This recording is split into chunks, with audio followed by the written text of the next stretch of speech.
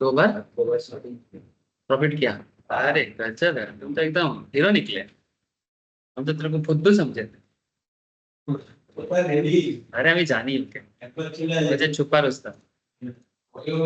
इसका एक चीज सबसे अच्छा है, सीखने में कंजूसी नहीं करता। मेरे को बहुत परेशान करता है, लेकिन सीखने का করুক, আমি সেটা চাই, কিন্তু অতিরিক্ত করলে তখন বকানিও খাবে।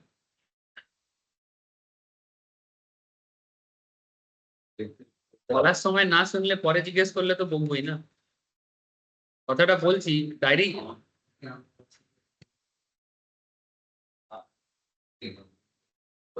হ্যাঁ আমি তো উত্তর দিই না তা তো নয়, সবার বিরক্তিই তো আমি নিই।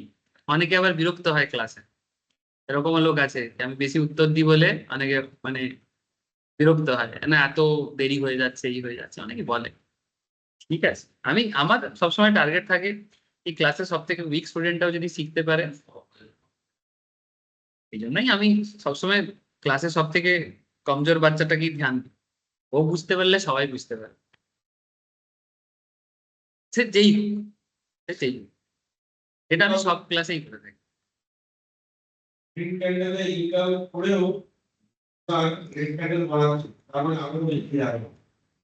এই রেকর্ডিং স্টার্টেড রে। হ্যালো। हाँ सर रिकॉर्डिंग हाँ स्टार्ट सर। है। Okay okay sir.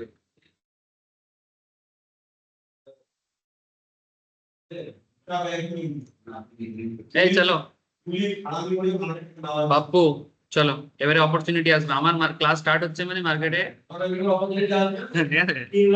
Class start হচ্ছে মানে মার্কেটে এন্ট্রি।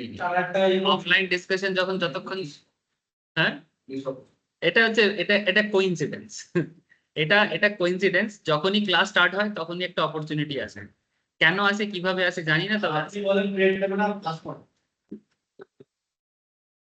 না দেখ আমি ট্রেড নিতে বারণ করি না কাউকে, কিন্তু কথাটা হচ্ছে না, যে চালাক মানুষ হবে চুপচাপ কাজ করো, ক্লাসকে ডিস্টার্ব না করে করো। তুমি তো এতটুকু বুদ্ধি লাগাও কি নিজের ওই কনফিডেন্সটা আছে কি স্যার বলছে হবে, চুপচাপ লাগিয়ে তুমি তোমার শোনো আর দেখো। কিন্তু ওই ক্লাসকে ডিস্টার্ব করে সবাই মিলে গল্প গুজব করে তাহলে আমি ক্লাসটা কি করে পারো? আর এটা তো আমার তো ব্রোকার তো নই আমি, তোমরা ট্রেড করবে আমি ব্রোকারেজ পাবো। ব্রোকাররা তো তোমার প্রফিটও দেখবে না লসও দেখবে না, ওরা শুধু ওদের ব্রোকারেজ দেখবে।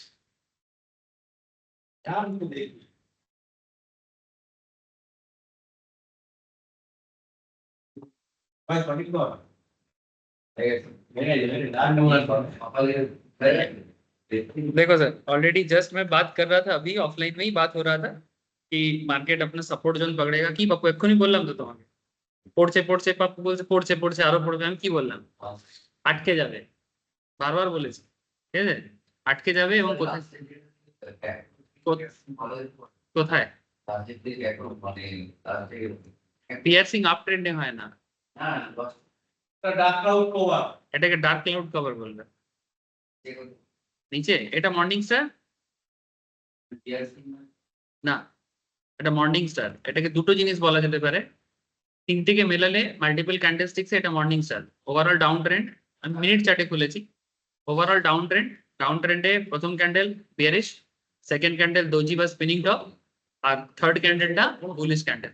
যখন তিনটে প্যাটার্ন একসাথে হয়ে যায় ওটা মর্নিং স্টার বলে, মানে মার্কেটের যে ডাউন ট্রেন্ড ওটাকে নষ্ট করবে, বিয়ারিশ ট্রেন্ড নষ্ট হবে এবং বিয়ারিশ ट्रेंड नष्ट हुए अप ट्रेंड माने बुलिश ट्रेंड मार्केट में एंट्री लेगा, सिंपल। ठीक है, अब ये चीज अच्छा इसमें, अच्छा ये तो कभी ना कभी आपको दिखेगा ही, लेकिन ऐसा क्या रीजन है कि सर यहाँ पर इतना कॉन्फिडेंस? सर इतना कॉन्फिडेंस के पीछे आप लोग मेरा अर्ली मॉर्निंग का एनालिसिस देख लो एक बार।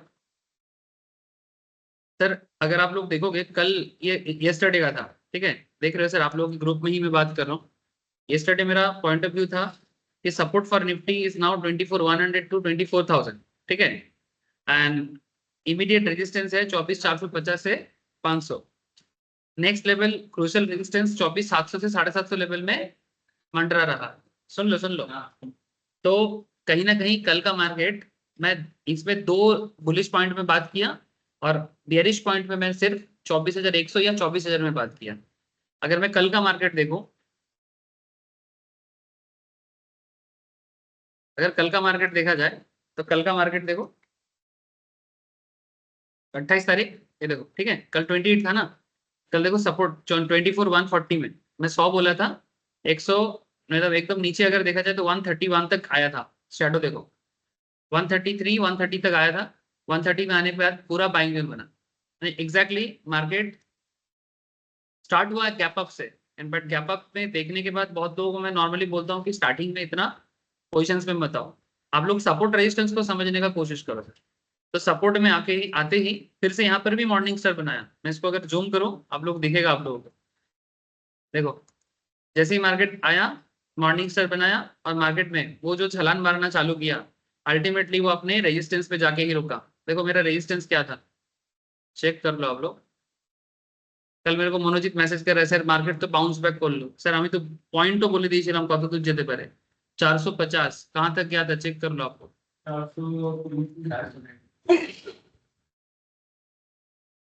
4 440 আপনি বলেন নাকি? 440 440 और क्या चाहिए सर, 450 टू 500 मैक्सिमम, अगर बुलिशनेस आ जाता है ज्यादा तो थोड़ा बहुत एक्स्ट्रा जा सकता है।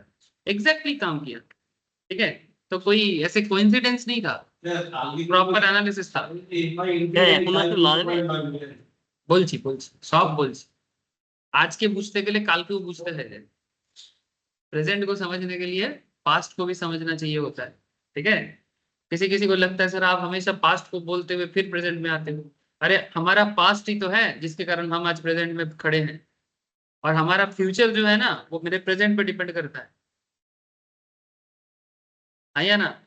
तुम अभी पढ़ोगे तो फ्यूचर में अच्छा रहोगे, अभी पढ़ाई लिखाई नहीं करोगे और फालतू का फ्लक्चुएट दिमाग बनाओगे तो आगे जाके परेशानी तो होगा, सबको होता है। मैं बोलता हूँ मैं भी इसका पार्ट हूँ, हाँ एज ए टीचर अभी बोल रहा हूँ, मेरा भी अपना लाइफ में अपना अपना कमजोरी है। सर एक काम करेगा, गेट को थोड़ा सा ठीक ठाक से बंद कर देगा। हर एक इंसान का होता है सर, प्रेजेंट को सही बनने से मार्केट भी सही एनालिसिस होता है, पास्ट को समझने से प्रेजेंट समझ में आ जाता है।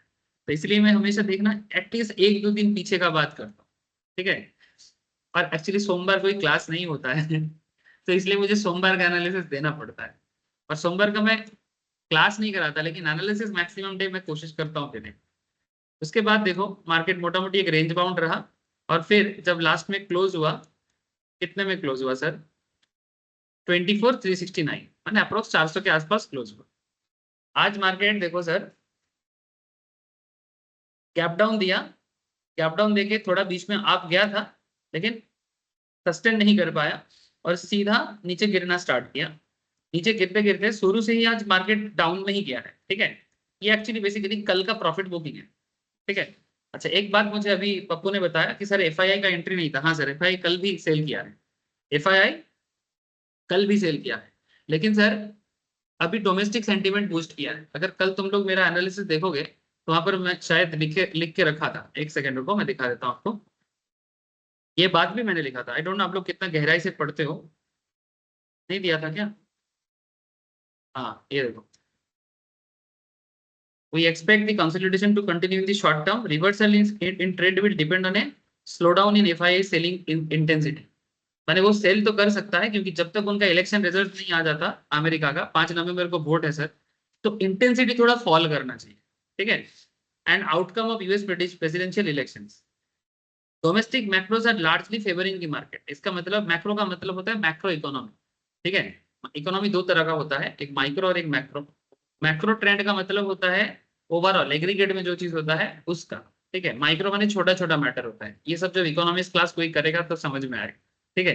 मैं डिटेल्स में नहीं जा सकता बट इतना समझा सकता हूँ कि किसी इंडिविजुअल चीजें सही या गलत हो रहा है तो उसको माइक्रो बोलते हैं, लेकिन जब लार्जली एक हॉलिस्टिक वे में कोई चीजें चेंज होता है देश के अंदर उसे हम लोग मैक्रो बोलते हैं, ठीक है।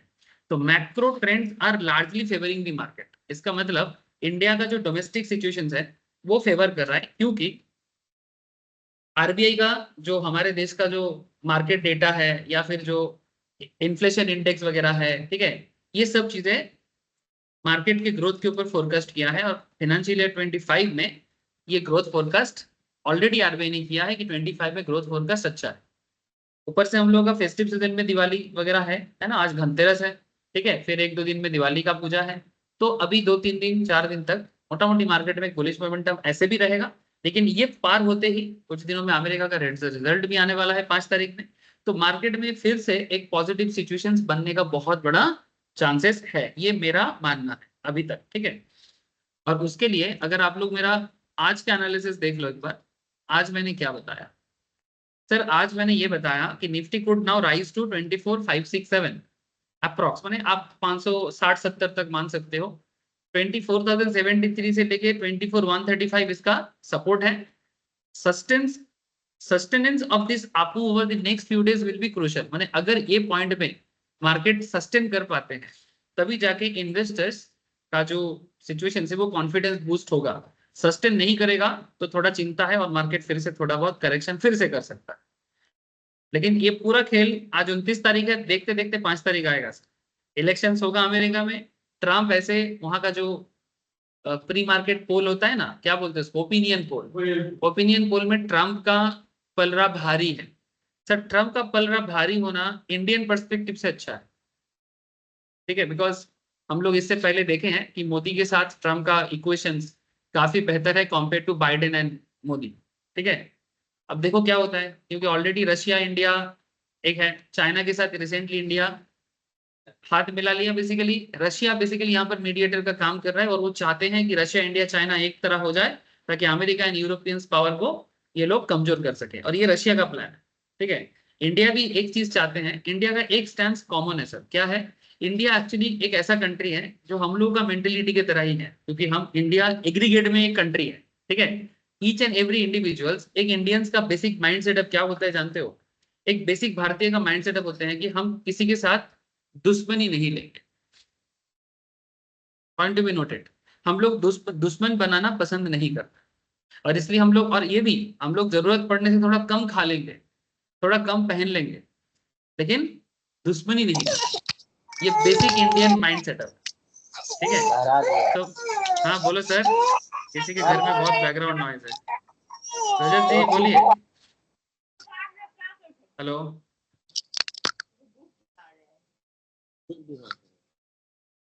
रजत जी आप कुछ बोल रहे हैं क्या, घर पे बहुत आवाज हो रहा है, समझ रहे सर मैं क्या बात कर रहा हूँ। तो रिसेंटली जो इंडिया रशिया चाइना का जो रिलेशनशिप को डेवलप करने के पीछे रशिया पागल हो रहा है, ये दुनिया के लिए एक अच्छा है।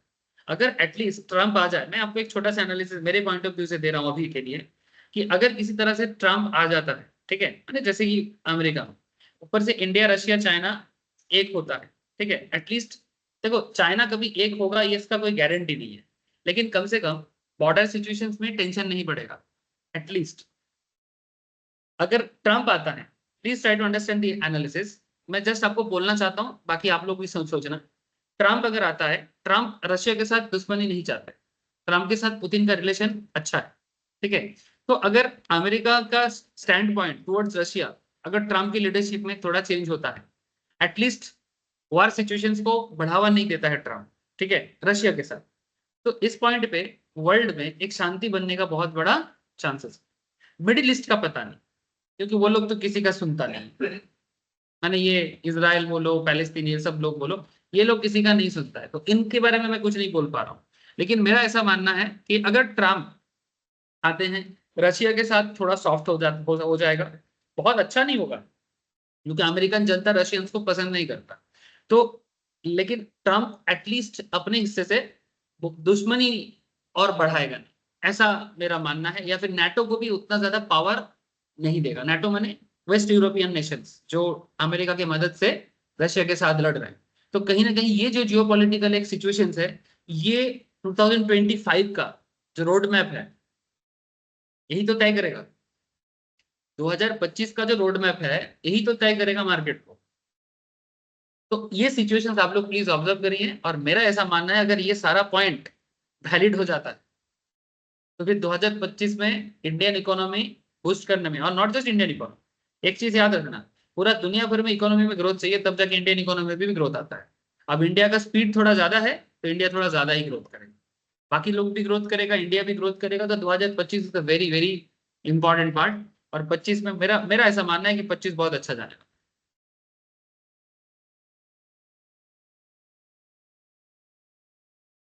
हाँ आशा रख से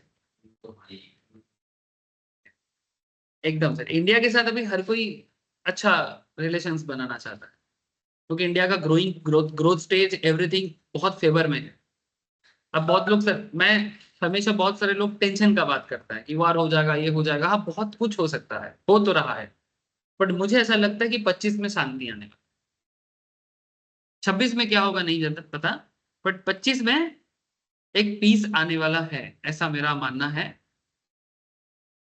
ठीक है, ये मेरा पॉजिटिव एक बायस बोल सकते हो आप।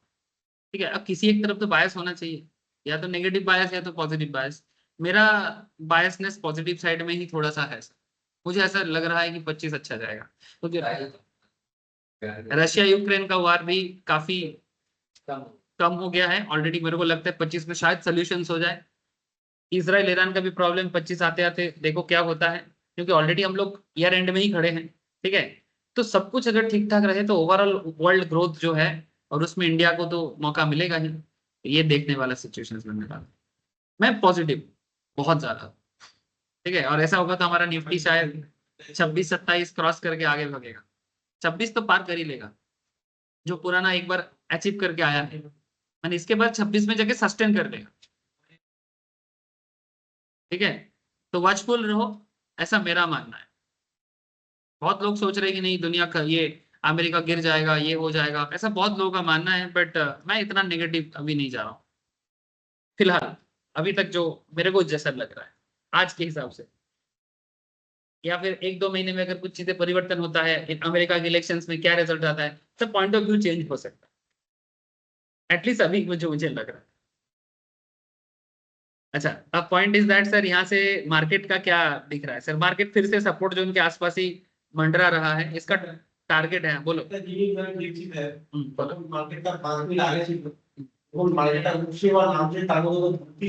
हम्म। একবার উঠলো একটা ক্যান্ডেল এমন সময় হলো আপনার প্রায় 30 থেকে 40 এ নিকল, কারণ 10 পয়েন্ট হয়ে গেল। এটা একটা হারামি, এখনো পর্যন্ত হারামি বানাচ্ছে দেখা যাচ্ছে। सर देखो, यहाँ पर जो ग्रोथ दिया था, उसके बाद देखो यहाँ पर सस्टेन थोड़ा सा किया था। ठीक है, एक यहाँ पर देखो एक अच्छा कैंडल बनाया, उसके बाद एक बियरिश हरामी बना के एक करेक्शन दिया। ठीक है, तो कहीं ना कहीं वो अपने सपोर्ट जोन में फिर से थोड़ा सा मंडरा था।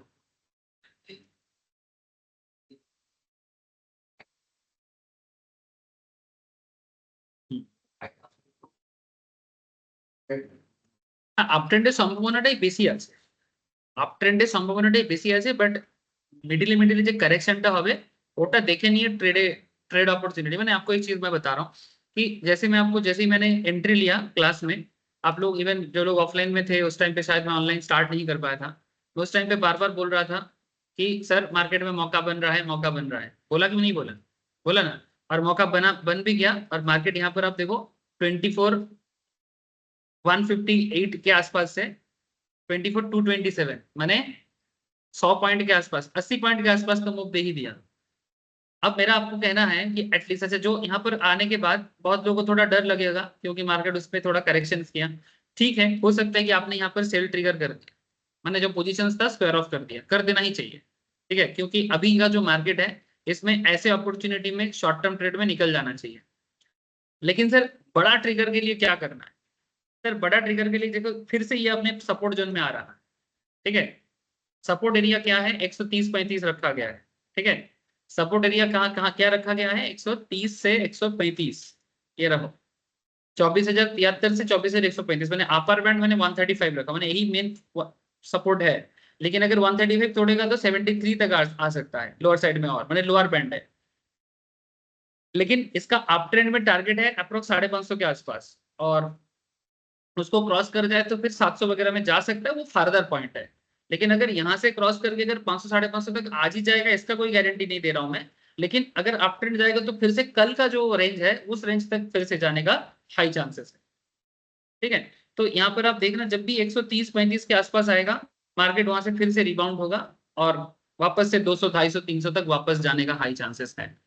और ऊपर से आज धनतेरस है ना आज, हाँ, तो कहीं ना कहीं थोड़ा सा आपको पॉजिटिविटी देखने को मिल सकती है, क्योंकि ऐसे धनतेरस में इंडियन माइंड सेटअप थोड़ा माने शुभ दिन होते हैं ना, शुभ दिन में हम लोगों का एक मेंटेलिटी होता है कि कुछ खराब नहीं हो सकता, ठीक है, ऑलवेज अल्ट्रा पॉजिटिव हो जाते हैं हम लोग।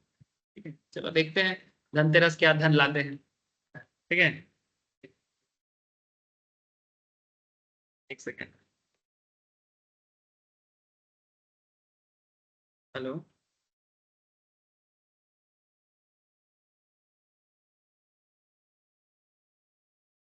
अच्छा अच्छा আচ্ছা ঠিক আছে, হ্যাঁ হ্যাঁ কোনো অসুবিধা নেই, চলে আসবে, ঠিক আছে ঠিক।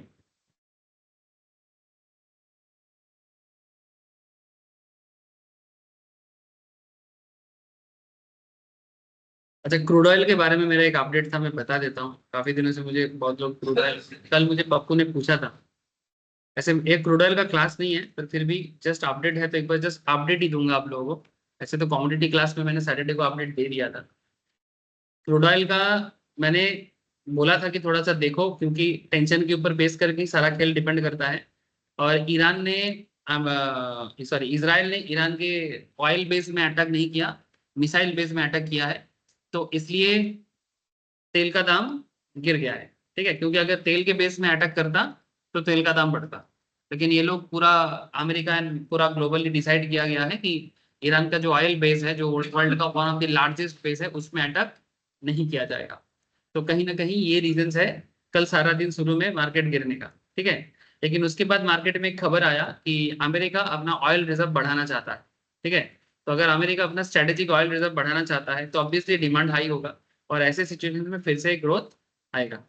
और ये मेरे को कल अप्रोक्स 1:30 बजे के आसपास पप्पू ने मेरे को मैसेज किया, मैं आपको दिखाऊंगा मैसेज।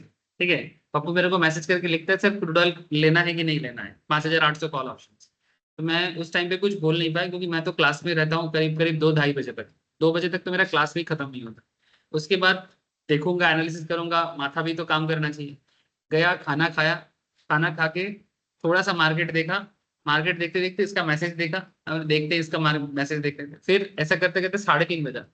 3:30 बजे स्टॉक मार्केट क्लोज हुआ।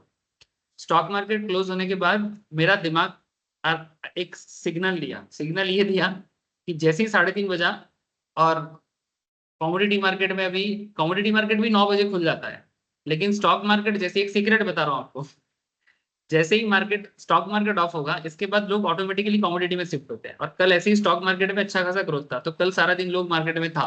ठीक है, लेकिन कल ऐसी ही पॉजिटिविटी था सबका, तो जैसे ही ये पॉजिटिविटी था मार्केट क्लोज होते ही सबको इधर आया कमोडिटी में। और मैं उस टाइम पे 3:15-20 के आसपास मैं देख रहा था कि क्रूड ऑयल पे कोई बायर नहीं है, सिर्फ सेलर है।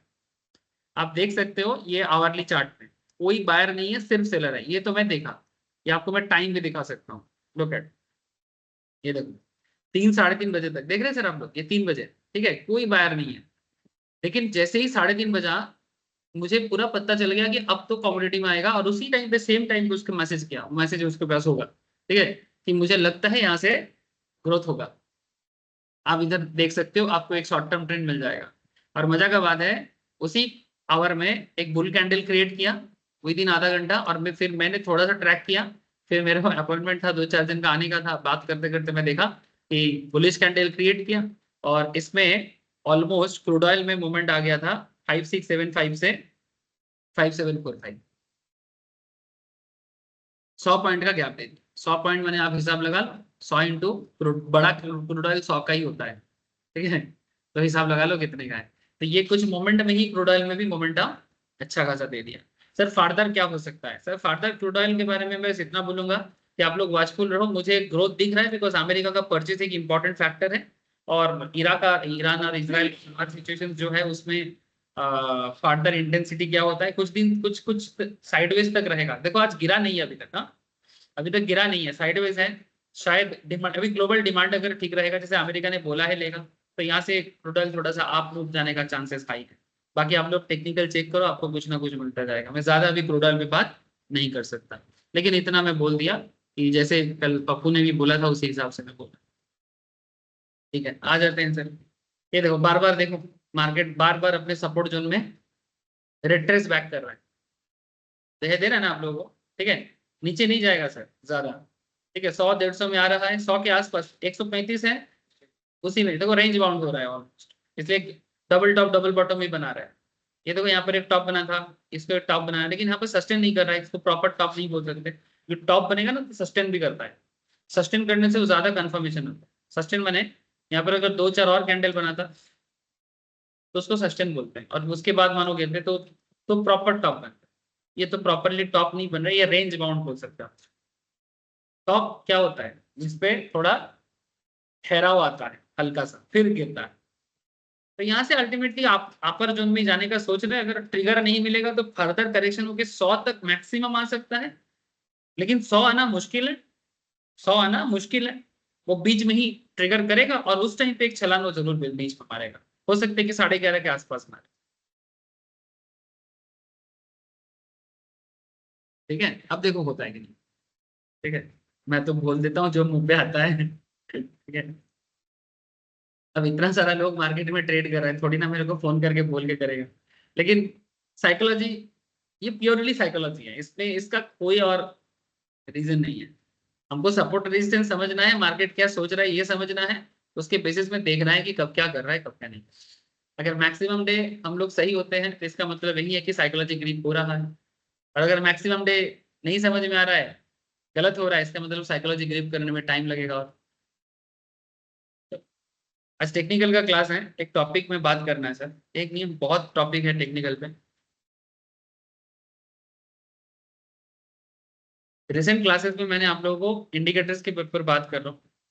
इंडिकेटर्स में मैंने रिसेंटली एक बहुत ही पॉपुलर इंडिकेटर आरएसआई में बात किया, आप लोग आरएसआई लगा के भी चेक कर लो। ये देखो सर, देख रहे हैं सर, आरएसआई 33-34 देख रहे हैं, फिर से आरएसआई 30-34-39 के आसपास है। यहाँ पर देखो ये जो जोन था, जो हम लोग का आज का फेवरेट टाइम था, आरएसआई 30 के आसपास आ गया था।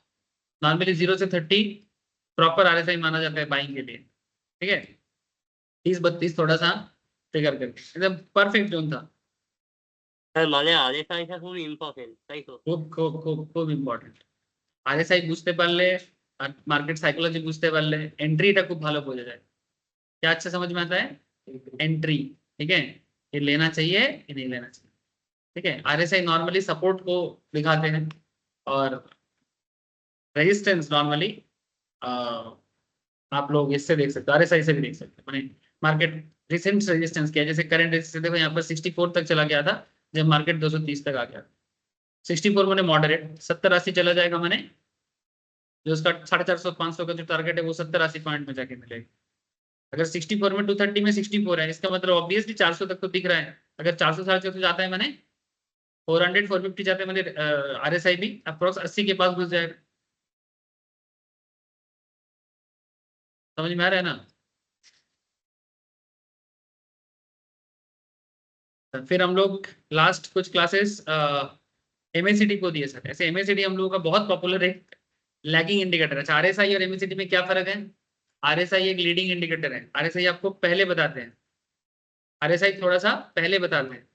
ठीक है, एक चीज देखो, ये कैंडल जब बना, देख रहे हैं सर, ये वाला ग्रीन कैंडल जब बना, इस ग्रीन कैंडल पे आरएसआई आपको डायरेक्टली दिखा रहा है 64। আরএসআই বলেছিলাম আমি 0 থেকে 30 এর মধ্যে হলে বাইং জোন, যেরকম এই জায়গাগুলো, এগুলো বাইং জোন। যখন ক্যান্ডেলও সাপোর্ট করছে, আপনি ক্যান্ডেল উপরে মর্নিং স্টার, নিচে আরএসআই 32, ক্যান্ডেলও সাপোর্ট করছে, মর্নিং স্টার একটা বাইং ক্যান্ডেল হয় বা বুলিশ ইনগালফিং বাইং ক্যান্ডেল হয়। এখানে দেখুন বুলিশ ইনগালফিং একটা বাইং ক্যান্ডেল হয়, তাই তো? এখানে আরএসআই দেখুন একটু বেশি 35-40 এর কাছাকাছি আছে, বাট তবু একটা শর্ট টার্ম ট্রেড আছে, এখানেও একটা শর্ট টার্ম ট্রেড আছে তো।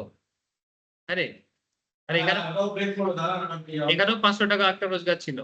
এবারে যে শর্ট টার্মে বেরিয়ে যাবে সে বেরিয়ে যেতে পারে, কিন্তু এখানেও দেখো তুমি মোটামুটি 186 থেকে 196, 10 পয়েন্টের মুভ আছে। এখানেও 10 পয়েন্টের মুভে যারা স্কাল্পার আছে তারা কামিয়ে নেয়। হ্যাঁ, এবারে যারা একটু কম পয়সা লাগিয়েছে তাদের ইনকাম করতে একটু সময় লাগবে, তো সেক্ষেত্রে তাদেরকে একটা মানে সাপোর্ট জন্য এখানে আর একটা ট্রিগার দরকার। এটা আরেকটু যদি পড়ে না, যদি 150 কাছাকাছি একবার আসে, এখানে একটা प्रॉपर जोन तैयारी होगा, एखोनो तैयारी হয়নি। ठीक है, ये देखो आरएसआई नीचे गिर रहा है, ये 30 के आसपास आने दो, फिर से एकदम और एक बार जोन देगा, बहुत हाई चांस है। बोलो सर, बोलो। তখন নামবে তখন কি নিন্দা বাড়ি কিনতে হবে নাকি আলফাফলা বাড়ি কিনলেও হয়ে যাবে? দেখো, ওটিএম একটু রিস্কি হয়। অপশনসের কথা জিজ্ঞেস করছো আমাকে, ओटीएम लेना है कि आईटीएम लेना है और एटीएम लेना है ऑप्शंस के केस में, इसका सिंपल रूल होता है सर। अगर आप थोड़ा रिस्की ट्रेड लेना चाहते हो, रिस्की ट्रेड क्यों? क्योंकि ओटीएम लेने से सस्ता होता है और ओटीएम चेंज होने में टाइम लगता है, यानी ओटीएम का प्रीमियम बहुत स्लो चेंज होता है। ठीक है, मार्केट में अगर हाई ट्रेंड ना हो तो ओटीएम प्रीमियम चेंज होना मुश्किल होता है। तो ये आप देख लो कि मार्केट में ट्रेंड हाई है कि मॉडरेट है कि स्लो है। तो ऐसे सिचुएशंस में ओटीएम थोड़ा सा धीरे धीरे काम करेगा। ज्यादा पैसे रहने से ठीक है, बट कम पैसे में आप ज्यादा ग्रोथ नहीं देख पाओगे। एटीएम एवरेज कॉन्सेप्ट है, मार्केट अगर थोड़ा बहुत जैसे भी है एटीएम, अच्छा ओटीएम थोड़ा सस्ता होता है इसलिए लोग एटीएम पे चले जाते हैं, लेकिन हर चीज सस्ता के पीछे मत भागो। ठीक है, आपको अगर शॉर्ट टर्म प्रॉफिट करके निकलना है, थोड़ा महंगा में जाओ, आपको प्रीमियम में ग्रोथ मिल जाएगा। तो एटीएम का ग्रोथ ठीक ठाक रहता है, आईटीएम का ग्रोथ भी ठीक ठाक रहता है प्रीमियम में। अगर बुलिशनेस मार्केट में काम करेगा तो आईटीएम एटीएम अच्छा काम करेगा, आईटीएम ज्यादा अच्छा काम करेगा, एटीएम मॉडरेटली ठीक ठाक काम करेगा, ओटीएम सक्सेस होने पे टाइम लगता है। अगर आप एक्सट्रीम बुलिश हो और आप जानते हो कि मार्केट यहाँ से बहुत अच्छा जोर से कम बैक करेगा और बहुत जोर का छलांग मारेगा, तो गो विद ओटीएम, ज्यादा फायदा करोगे। लेकिन अगर उतना ज्यादा नहीं किया और आपको उतना देर तक वेट करने का आदत नहीं है, ठीक है, ये अपने एपिटाइट पे, तो ओटीएम छोड़ के आईटीएम एटीएम में रहो, शॉर्ट टर्म प्रॉफिट अच्छा मिलेगा। ओटीएम में थोड़ा वेट करना पड़ेगा और एक्सट्रीम बुलिशनेस चाहिए। एटलीस्ट यहाँ से 100 पॉइंट का मूवमेंट देना तो ओटीएम अच्छा रहेगा, तब आपको कुछ मिलेगा। सिंपल है ओटीएम का, एटीएम का, इसमें डेल्टा का बहुत इंपॉर्टेंट एक रोल है। डेल्टा एटीएम का रहता है 0.5, आईटीएम का रहता है 0.6, 0.67 इस तरह का, और ओटीएम का डेल्टा होता है 0.3, 0.4, है ना, इस तरह का। ठीक है, तो अगर मार्केट 100 पॉइंट पे चेंज होता है, अगर आप आईटीएम लेते हो तो 100 इंटू 0.6 कितना होता है? 60 रे बाबा, 60। ठीक है, अगर मार्केट 100 पॉइंट पे चेंज होगा, आपका प्रीमियम 60 रुपए में चेंज होगा अगर आप आईटीएम लेते हो। अगर आप एटीएम लेते हो तो मार्केट अगर 100 रुपए में पॉजिटिव होते हैं तो आपका एटीएम ऑप्शन अप्रोक्स 50% देके जाएगा। अगर आईटीएम 100 रुपए में चेंज होता है, आपका प्रीमियम 30 रुपया अप्रोक्स देगा। लेकिन इसमें भी थोड़ा करेक्शन होता है, ये डेल्टा के हिसाब से बोला। मार्केट में एक चीज होता है सर, थीटा। ठीक है, हेलो, एक सेकंड सर, एक सेकंड मुझे कंप्लीट करने दो, मैं जवाब देता हूँ, फिर आता हूँ, क्वेश्चन लेता हूँ सर। एक चीज क्वेश्चन होता है, नहीं सर, RSI। एक सेकंड, एक सेकंड, आरएसआई गिर गया इसलिए बोल रहे हैं आप?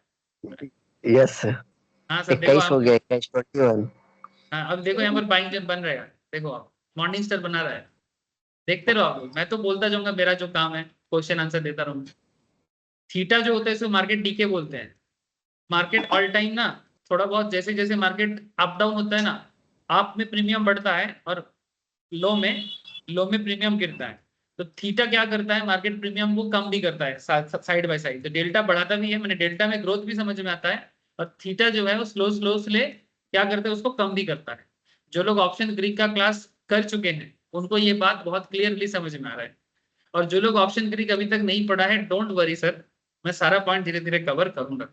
ये मार्केट है, इसमें समय लगता है। ठीक है, हर किसी का हर पॉइंट मैंने बोला जाएगा, आप लोग टेंशन ना ले कि मुझे कब समझाएगा सर, सब समझाऊंगा, टाइम देना पड़ता है। तो सिमिलरली मैंने, अगर आप 30 देख रहे हो ना, इधर टाइम डिके के हिसाब से थोड़ा 4-5%, 10% कम करके मानो, इधर 60 को थोड़ा और कम कर देना, और इधर 50 को भी थोड़ा और कम कर देना, नॉर्मली एवरेज करके। ज्यादा मिल जाए तो बोनस, लेकिन आप कम करके ही पकड़ना। ये बिजनेस का एक सिंपल कॉन्सेप्ट है कि मैं हमेशा प्रॉफिट कम जोड़ा जाता है, मैंने इतना प्रॉफिट होगा, ज्यादा करके नहीं, कम करके जोड़ो। ज्यादा आएगा तो आपका ही रहेगा, इसलिए ऑलवेज कम करके सोचने का एक सिस्टम हमेशा देखते हैं। देखो बन गया मार्केट में, मार्केट 150 तक आया, ठीक है, आरएसआई देखो काम कर रहा है, और यहाँ पर वापस से 2-3 कैंडल तो इधर बना ही देगा, यहाँ तक तो पहुंच ही जाएगा, देखते रहो। 90 तो मुझे दिख रहा है। এই সময় কপি ছাড়া লুকোর ফলটা নেওয়া উচিত, তাই তো? কি নেওয়া উচিত আরেকবার বল? কপি ছাড়া 150 না কপি ছাড়া লুকো, তাই তো? 24,100 সব দেখ, 24,100 নিতে পারিস, 24,200 নিতে পারিস, বাট 100 গ্রোথ, 24,100 হলে আইটিএম হবে, আইটিএম এর গ্রোথ দেখ বেশি হবে, 24,200 হলে ওটিএম হবে, প্রিমিয়ামের গ্রোথটা একটু কম হবে, আর 24,300 হলে প্রিমিয়ামের গ্রোথ আরেকটু কম হবে। সবই নেওয়া যায়, বাস মার্কেট ডিরেকশন বোঝ, তারপর আস্তে আস্তে অটোমেটিক নিজেই বুঝতে পারবি। গ্রোথ বেশি হলে প্রফিট হাই হবে, গ্রোথ কম হলে প্রফিট লো হবে। ওটিএম হলে সস্তা হবে, আইটিএম হলে একটু এক্সপেন্সিভ বেশি হবে, এটিএম হলে একটু मॉडरेट হবে, एवरेज হবে। देखो सर, दे दिया, एक तो मिल ही गया, अब ज्यादा मिलेगा कम मिलेगा, इसमें एमएससीडी लगाओ। টেবিল তো পরে পরে দেখায়। अरे सर तुम लोग एमएससीडी का काम तो समझो। एंट्री का एक सही पॉइंट है, आई थिंक आपको ट्रेड নিয়ে নিয়েছে ওই জন্য একদম চুপ। হ্যাঁ হ্যাঁ আছে, ও ট্রেডে আছে, আই এম শিওর। কখন নিলে? এখন নিলে তো? ওই না না এটা হয়ে গেল। কি হয়ে গেছে? প্রফিট বুক করছে মনে হচ্ছে।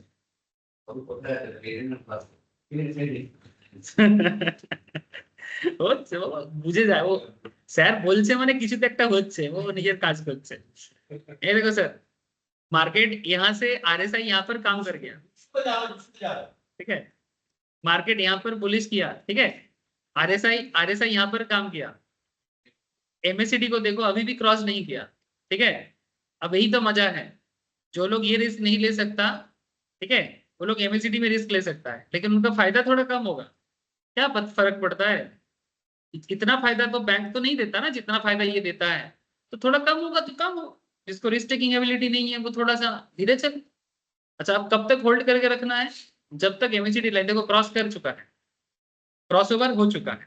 अब जब तक एमएससीडी लाइन अबव में रहेगा, देखो थोड़ा डरा रहा, ठीक है, ये ऊपर ही जाएगा, थोड़ा डरा रहा है, ये देखो ऑलरेडी एक ग्रीन, ये वॉल्यूम चेक करना, वॉल्यूम कैसे पता चलता है? कैंडल का डीपनेस में, ठीक है, कैंडल अगर ज्यादा डीप हो ज्यादा वॉल्यूम है, और लंबा ज्यादा होगा तो और ज्यादा डीप है। कैंडल अगर हल्का है तो वॉल्यूम कम है, ठीक है, समझ में आ रहा है सर? अब रेड साइड में होगा तो बेरिश कॉन्सेप्ट, और ग्रीन साइड में होगा तो बुलिश कॉन्सेप्ट, ठीक है। अब ऑलरेडी देखो, अब यहाँ पर तब तक बने रह सकते हो, यहाँ पर थोड़ा सा डर लगा रहा है किसी किसी को, अब प्रॉफिट तो हो ही चुका है, ठीक है, अब जो डर रहा है वो शायद निकल जाएगा शॉर्ट टर्म बुक करके, लेकिन जो थोड़ा सा जिगरा दिखा सकता है और एक कैंडल का वेट जरूर करेगा, ठीक है, यहाँ से मार्केट थोड़ा सस्टेन करेगा, और फिर आई थिंक एक अनदर ग्रीन कैंडल बनाएगा, वॉल्यूम वाला बना रहा है, ठीक है। जब तक एमएससीडी बने रहेगा, जब तक बना रहेगा तब तक होल्ड करो, निकलो मत। जब तक एमएससीडी बना रहेगा सिग्नल लाइन के ऊपर तब तक बने रहो, निकलो मत। हाँ, जब तक क्रॉस नहीं करता है तब तक। हाँ, अब प्रीमियम थोड़ा खेल खेलता है बीच बीच में। क्या सर?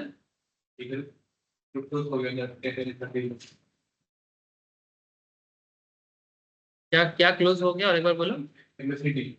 एमएससीडी, हाँ क्रॉस तो पहले ही किया, ये वाला बोल रहे हो? इसको बोल रहे हो?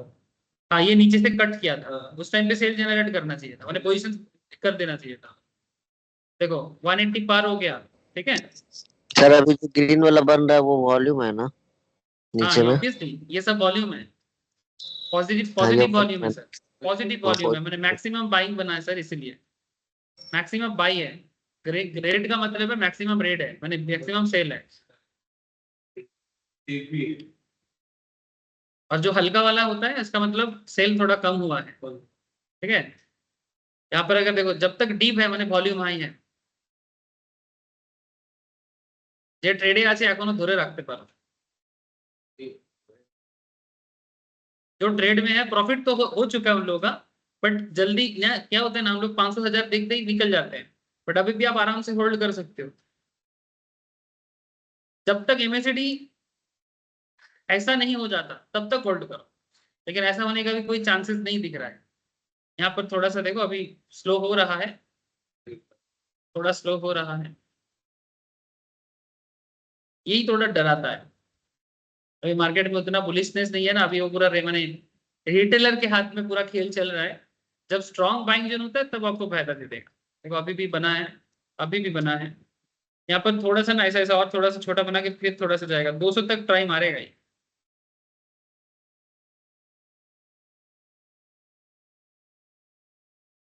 पढ़ाई करे ट्रेड ही करते रहे,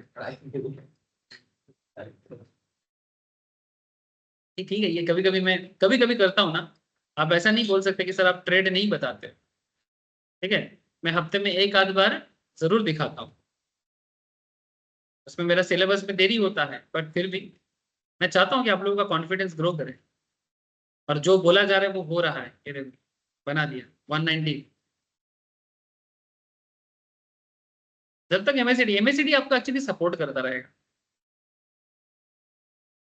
थोड़ा सा यहाँ पर सेलिंग जोन बन रहा है, हाँ, जिनका टारगेट फुलफिल हो गया ना वो निकल सकता मेरे हिसाब से, और जिनको थोड़ा रिस्क लेना है रहो, क्योंकि मार्केट का सब अपर जोन तो है अभी भी बना हुआ, बट ट्रेडिंग के लिए इंट्राडे बेसिस में ये काफी है। कहाँ से मार्केट ग्रोथ दिया होना चाहिए पापू बेरिए गए कत হলো 2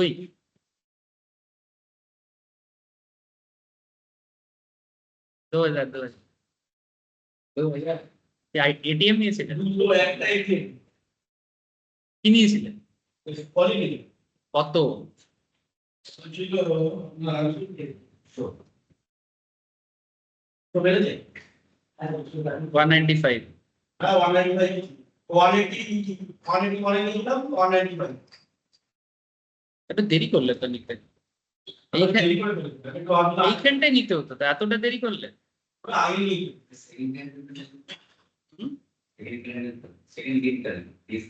আমি আর ইনকাম এটা করব এইটা আমি ওই রেড ক্যান্ডেলের উপরে যে ক্যান্ডেলটা এইটা হ্যাঁ এটার পর থেকেও নেওয়া যেত, বাট আমি তো শিওর ছিলাম, তো আমি ছিলাম যে আমার নেওয়া উচিত ছিল। আমি তো বলেছিলাম এখানে হচ্ছে, ওই যে তখন থেকে তো বলে যাচ্ছে, আমি আছি যখন বললাম তো হবে, তো ওই জন্য নেওয়া উচিত ছিল, সাহস তো দিয়েছি।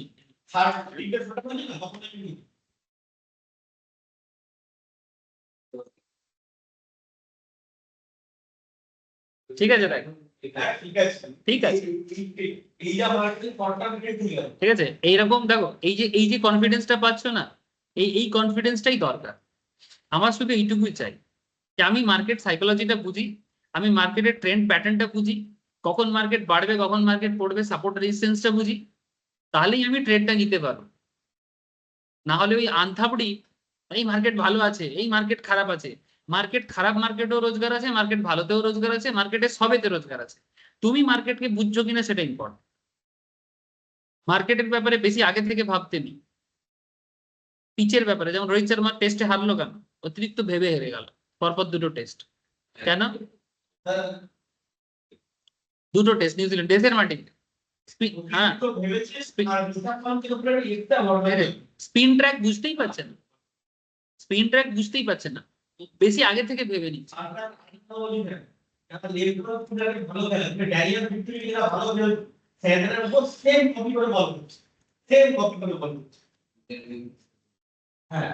क्रिकेट बहुत मैच करता है, पिच पिच देख, ये पिच है, पिच पढ़ना पड़ेगा।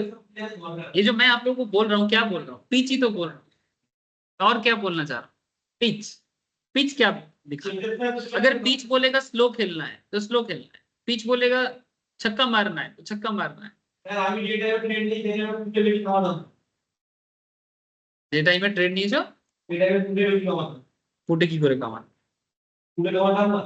আমি ট্রেড নিয়েছিলাম আমি দেখে ওটা 53 চলে গেছিল, 53 থেকে রিটার্ন ব্যাক করে বুঝে তুমি 80 তে কেন নিয়েছো? 80 যখন চলছিল মার্কেট, 60 হয়েছে তখন নিয়েছি আমি। তো তুমি আমাকে বলো এখানে আরএসআই তো, আরএসআই কোথায়? আরএসআই, আরএসআই তো আরো ফার্দার 28 এসেছিল এখানে। আর উপরে যাবে। তো অনেকটা তখন বেড়ে কি গেল। ছিল? বললাম তো, যারা ঠিক থাকতে চাও থাকো, আর যাদের শর্ট টার্ম প্রফিট বুক করতে হয় করো। বলেছো তুই, বলেই তো দিলাম, যারা শর্ট টার্ম প্রফিট বুক করবে করবে, যারা লং টার্ম করবে করবে। আমি দুটোই বলেছি। হ্যালো পুটে, আমি কি বারণ করেছি? আমি তো এখানে কল সাইডেই বলে যাচ্ছি, কে পুটে খেলবে সেটা তার কথা। আমি এখানে বাইং জোন দেখাবার জন্য বসে আছি, কি কখন এন্ট্রি নেবো বাই করবো। পুট সাইডেও বলবো যখন পুটেন এন্ট্রি সিচুয়েশন আসবে, এটা 220-30 পর্যন্ত গিয়ে একটা আরেকটা একটা হালকা একটা আসতে পারে। আর কিছু বলবো না, অনেক অ্যানালিসিস দিয়ে হ্যাঁ। ওভার ট্রেড করো না, ওভার ট্রেডটা একটা নেশা। একটা তো ভালো সুযোগ দেখালাম, একদিনে যদি একটা সুযোগ পাও ওইটাকেই অপরচুনিটি বানিয়ে টিকে থাকো। ডেলি 200 টাকা কোনো ব্যাংকও দেয় না নিজের ইন্টারেস্টে। এইটাই বোঝাতে পারি না আমি মানুষকে। তুমি 200 কামাও, 500 কামাও, 5000 কামাও, 2000 কামাও, তোমার অ্যাজ পার ইউর ক্যাপিটাল। হলো তো একটা দিনে। এবার একটু মনটাকে শান্ত করে পড়ি না, কি অসুবিধাটা আছে? এই অতিরিক্ত ওভার ট্রেড করতে গিয়ে রং ক্যালকুলেশন হয়ে, নেশা করে, লোভ করে মার্কেটটা নষ্ট হয়। কেন? অ্যানালিসিস তো ঠিকই চলছে, অ্যানালিসিস তো ঠিকই চলছে, তাহলে ফালতু নেশা করবো কেন? নেশা করো না প্লিজ। আচ্ছা, আমিও তো একই টাইমে পড়াতে পড়াতে 1000বার ট্রেড নিতে পারি, আমি কি আমার নেশাকে কন্ট্রোল করে নেই? তোমাদের থেকে কবে ফি নিয়ে পড়িয়ে যাচ্ছে, কথার কথা বলছি, আমি একদম সোজা সাপটা কথা বলছি। চাইলে আমি রোজই বসে বসে ট্রেড করতে পারি। আমি পড়াচ্ছি কিন্তু আমি পড়াতে ভালোবাসি, আমার ভালোবাসাটাকে আমি কাজটা করি। কিন্তু তার মানে এটা নয় কি আমি, আমার তোমাদের জন্য যেটা পয়সা আমার জন্য ওটা পয়সা। পয়সা সব মানুষের লাগে। তাহলে আমি, ঠিক আছে, আমি যখন বলছি কি নেশাটাকে কন্ট্রোল কর, নেশা ভালো জিনিস, নেশা খারাপ জিনিস না, বাট প্লিজ কন্ট্রোল কর, ওভার ট্রেড করো। আর একটা কথা, মার্কেট বাড়লেও রোজগার করব, মার্কেট পড়লেও রোজগার করব, খুব ভালো কথা। কিন্তু একটা মেন্টালিটি বানাবে, যখন যেদিনকে ট্রেড করো, এটা ভালো কথা বলছি, ट्रेड का था, किसी ज्ञान का था बोलबो ना। ट्रेड का एक अच्छा बात करें, मार्केट जिस दिन बढ़ेगा या जिस दिन तुम्हारा मेंटेलिटी बुल रहेगा, ये मैं अपने एक्सपीरियंस से तुमको बोल रहा हूँ, कि जिस दिन तुमको लगेगा कि मार्केट बुल कैंडल में ही मुझे ट्रेड लेना है, भले ही प्रॉफिट थोड़ा कम हो, बुल पे रहो। जिस दिन तुमको लगेगा कि मार्केट बियरिश है और मैं सिर्फ बियर कैंडल पे ही कमाऊंगा, बियर पे ही रहो। एक साथ बुल बियर मत किया करो, बहुत फायदे का बात कहा से ये रियलाइज कर लोगे एक दिन। हाँ, थोड़ा गलती करो अभी, थोड़ा ठगो ठीक है, थोड़ा पैसा गवाओ, फिर समझ में आएगा कि क्यों मैं इस तरह का बात किया। क्योंकि एक माइंड एक साथ दो एनालिसिस करने में मैक्सिमम टाइम फेलियर होता है। इसलिए लगातार मैंने बुल पे बाई करना, बियर पे सेल करना, बुल पे बाई करना, बियर पे सेल करना, ये एक नशा होता है। आप एक चीज करो कि जैसे मुझे बुल मिलेगा मैं ट्रेड करूंगा, बियर पे मुझे ट्रेड करना ही नहीं है, या फिर मुझे आज बियर ही देखना है, मैं बियर पे ही करूंगा, बुल पे मुझे करना है। इसमें तुम देखना तुम्हारा सक्सेस रेट बढ़ेगा, पैसा जो कमाओगे वो रहेगा। अब मानोगे कि नहीं मानोगे ये तो समय का खेल है, देख लो सर। ये भी मैं क्रिकेट से ही उठाया, जब खेलते थे ना, कभी किसी बैट्समैन को देखना, चलो मेरा खेलना छोड़ो, आप लोग टीवी तो देखते हो, मैच देखते हो, सब क्रिकेट लवर है हमारे देश में। बैट्समैन एट ए टाइम में एक बार मैंने, एक होता है डिफेंसिव अप्रोच, एक होता है मॉडरेट अप्रोच, एक होता है एग्रेसिव अप्रोच। तुम देखना एक बैट्समैन एक ओवर में बहुत मार रहा है, दूसरे ओवर में बहुत डिफेंसिव हो रहा है, मैंने ऐसा बार बार नहीं करता। जिसका एग्रेसिव अप्रोच होता है वो एग्रेसिव ही खेलता है नॉर्मली, जिसका डिफेंसिव अप्रोच होता है वो डिफेंसिव ही खेलता है, और कुछ बैट्समैन होते हैं जो मॉडरेट अप्रोच में चलता है, वो मॉडरेट ही रहता है। जैसे कि विराट कोहली एक मॉडरेट अप्रोच का प्लेयर है, रोहित शर्मा एक एग्रेसिव अप्रोच का प्लेयर है, ऋषभ पंत एग्रेसिव अप्रोच का प्लेयर है, ठीक है, तो जो एग्रेसिव अप्रोच में खेलते हैं उसका अप्रोच देखना सेम ही रहता है। वो जिस दिन अपने अप्रोच को चेंज करता है तुम देखना उस दिन बहुत ज्यादा सक्सेसफुल नहीं होता।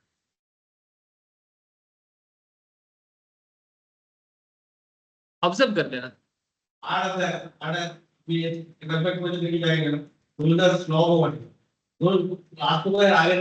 ঠিক আছে, একটা ব্যাটসম্যান 3টে 6 মেরে দিল, 4 নম্বর বলে 6 মারতেই যাবে, কিন্তু পারে না। কিন্তু পারে না, আউট হয়ে যাবে।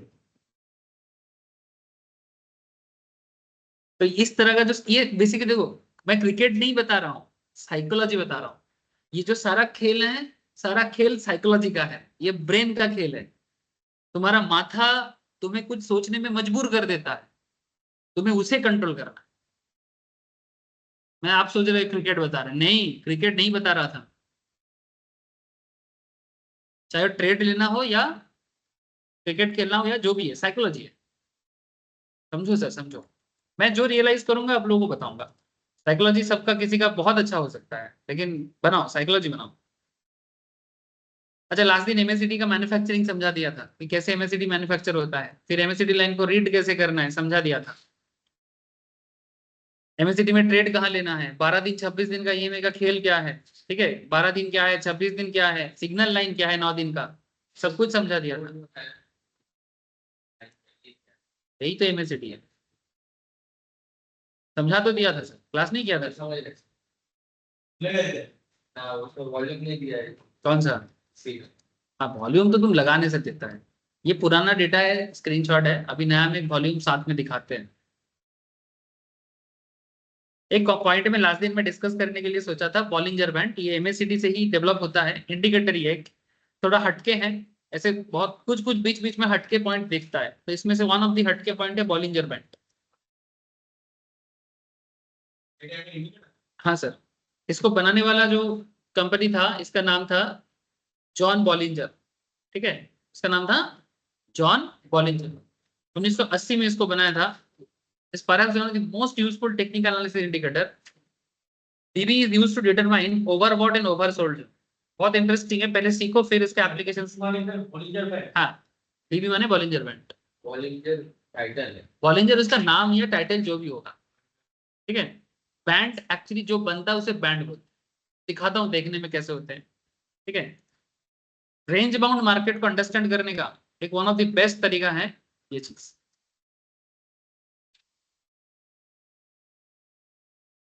कब तक ट्रेड में बने रह सकते हो ये सिचुएशन दर्शाते हैं। বোঝাচ্ছি একটু বলি ব্যাপারটা, ऑटोमेटिक बुझे जाবে। ये देख रहे सर, एक एनवेलप तरह का बना है ना, जैसे कि एनवेलप है, इसको एनवेलप भी बोलते हैं। और ये जो ओवरऑल सर्कल जोन है, ये सर्कल जोन एक्चुअली ये बॉलिंजर बैंड का एक one of the most interesting situation. लेकिन पहले इसका मैन्युफैक्चरिंग समझो, नहीं तो इसका मतलब नहीं समझ में आएगा।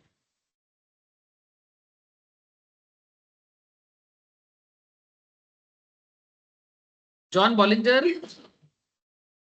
बीबी को यूज किया ओवरबॉट और ओवरसोल्ड जोन को फाइंड आउट करने के लिए।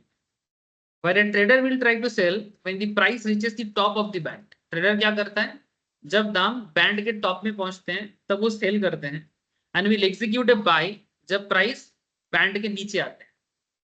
रुक जाओ, इसका मेनली 3 कंपोनेंट है।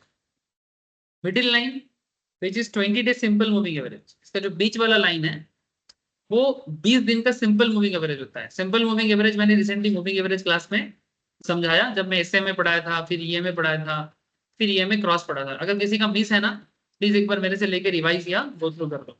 आई नो आप लोगों में से काफी लोगों का मिस है मूविंग एवरेज, तो प्लीज मेरे से मूविंग एवरेज का क्लास लेके एक बार ना एसएमए ईएमए क्रॉस, ठीक है, समझ लो सर। मूविंग एवरेज बहुत वाइटल एक कॉन्सेप्ट है, हर एक पॉइंट इंपॉर्टेंट है, किसी को इग्नोर नहीं कर सकते।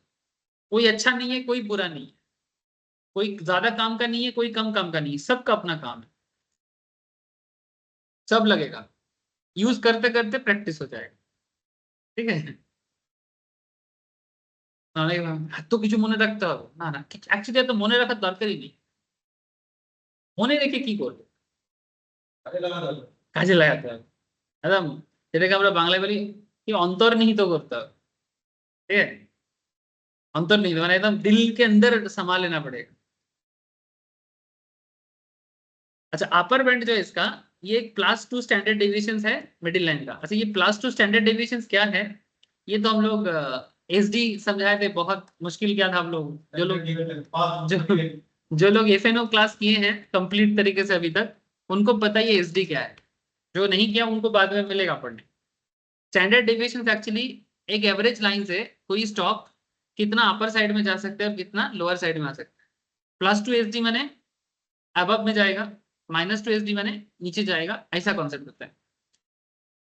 Upper band +2 deviations of the middle line and lower band -2 deviation in the middle line. ये डेविएशन बड़ा अच्छा काम करता है सर। क्या है सर डेविएशन समझाता हूँ। डेविएशन का सिंपल मतलब होता है, डेविएशन एक्चुअली एक स्टैटिस्टिकल पॉइंट। डेविएशन क्या है, इट्स स्टैटिस्टिक्स। स्टैटिस्टिक्स में एक चीज सिखाया जाता है कि कोई पर्टिकुलर चीजें अपने मेन पॉइंट से, एवरेज पॉइंट से कितना अप या कितना डाउन हो सकता है। से फॉर एग्जांपल तुम अपने बारे में सोचो कि तुम्हारा जिंदगी में तुम किसी चीज में बहुत अच्छा काम करते हो, किसी में तुम एवरेज हो, किसी में तुम खराब हो, होता है ना। तो अगर तुम किसी चीज में सक्सेस होते हो बहुत अच्छा, तो उस चीज में तुम सक्सेस होते हो इसका मतलब तुम उसमें एवरेज से अच्छा हो। तो तुम ऐसा क्या है कि उस पर्टिकुलर में तुम एवरेज से अच्छे हो। और कभी कभी देखना जिसमें तुम बहुत अच्छे हो उसमें भी तुम्हारा थोड़ा परफॉर्मेंस खराब हो जाता है, तो क्यों हुआ। तुम अपने अपनी क्वालिटी से भी इसको विचार कर सकते हो। जैसे एग्जाम्पल के रूप में मैं, चलो मेरे अपने से एक एग्जाम्पल देता हूँ, आपको समझाने में सुविधा होगा। जैसे मैं ना एक चीज बहुत कोशिश करता हूँ, बट मेरा बहुत खराब एटीट्यूड है। इवन मैं बचपन में रामकृष्ण मिशन में रहा, फिर भी मेरा ये क्वालिटी आज तक मैं प्रॉपरली नहीं कर पाया, अर्ली राइज। रामकृष्ण मिशन में रहने के बाद भी मेरा आदत सही नहीं हुआ। उसके लिए मेरे को मिसेस से आज भी सुनना पड़ता है, और वो कभी बोले कैसे तुम मिशन में रहा यार मिशन में जो रहते हैं इनका आदत अच्छे होते हैं। तो नॉर्मली मैं कोशिश करता हूँ, ऑलवेज एक मन में सपना ही है मेरा कि मैं 5 बजे उठूंगा डेली। बट जो कि मेरा बहुत बेकार है, 7 से पहले तो मैं उठ ही नहीं पाता। ये आप बोलो कि सर आलसी बना है, जो भी है मैं तो इसको आलसी बना ही मानता हूँ, ठीक है। एक्चुअली में टाइम मैनेजमेंट थोड़ा मेरा खराब है, ठीक है। अब मैं उसको मैनेज करने का बहुत कोशिश करता हूँ, लेकिन शायद मेरा कोशिश इनफ नहीं है, ठीक है। अब मैं जस्ट आपको एक चीज बता रहा हूँ, जिस चीज में मैं कभी कभी ना बहुत अच्छा टाइम मैनेज कर लूँ, तो अगर मैं मेरे नॉर्मल एवरेज टाइम से, नॉर्मली मैं 7 बजे उठता हूँ, ठीक है। मैं चाहता हूँ कि 5 बजे। अब कभी एक दिन मिसेस ने बोला कि दक्षिणेश्वर जाना है, बोले हाँ हाँ बिल्कुल सुबह से उठ जाओ। तो क्या वो दक्षिणेश्वर जाने वाला जो एक दिन, जिस दिन मैं सुबह 5 बजे उठा, वो मेरा रियलिटी है। लेकिन उस दिन मेरा परफॉर्मेंस टॉप नॉच है। इसका मतलब है मैं डेविएट किया ना, पॉजिटिव डेविएट किया।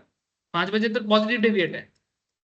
अच्छा कभी कभी छुट्टी के दिन में 7 बजे नहीं 8 बजे उठता हूँ, मेरा डेविएशन नेगेटिव साइड में चला गया। ये मेरा रेगुलर नहीं है, बट छुट्टी वगैरह मिलने से ज्यादा आलसे भी चढ़ता है। क्या करेंगे, अभी तो कुछ क्लास नहीं है, ऐसे ही रहते हैं। 8 बजे उठ गया। तो कहने का मतलब है मैं अपने एवरेज से कब पॉजिटिव होता हूँ कब नेगेटिव होता हूँ। एवरेज क्या है, 7। ये हर स्टॉक का होता है, इंडेक्स का होता है, हर चीज का होता है दुनिया। इस चीज को स्टैंडर्ड डेविएशन से कैलकुलेट किया जाता है कि वो अपने एवरेज पॉइंट से कितना डेविएट हो सकता है, आप या डाउन। ये जस्ट मैंने अपने एग्जांपल एक दिया, शायद आप लोग इसको अपने हिसाब से कनेक्ट कर सकते हैं। मैं कोशिश करता हूँ जितना सिंपल कर सके चीजों को। ये तो डेविएशन डेविएशन चिल्ला ना ऐसे, डेविएशन स्टैंडर्ड डेविएशन में हाइप क्रिएट हो जाता है। इतना हाइप क्रिएट नहीं करना है किसी चीज। दुनिया में कोई भी चीज ऐसा नहीं है जो सिखा नहीं जा सकता। हर चीज सिखा जा सकता है अगर सिंप्लीफाई किया जाए। प्रॉब्लम है कि सिंप्लीफाई करने वाला लोगों का संख्या बहुत कम। हर चीज को जटिल करके और लोगों को छोटा दिखा के, तुमसे नहीं। सबको इक्वल अपॉर्चुनिटी दो, हर कोई अब बन के दिखा देगा। अपॉर्चुनिटी देता कहाँ है। यार एखनকার যেগুলো ক্লাসে গেলে ট্রেনিং বলার দুনিয়া का বিষय है। इसके लिए कोच चालाते हैं। तो भाई माता तो एकটাই तो খাতা মাথার কাছে कुछ डेली डिफरेंस चले जाते हैं क्या देख इक्वल स्कोप तो हर कोई कर सकता है।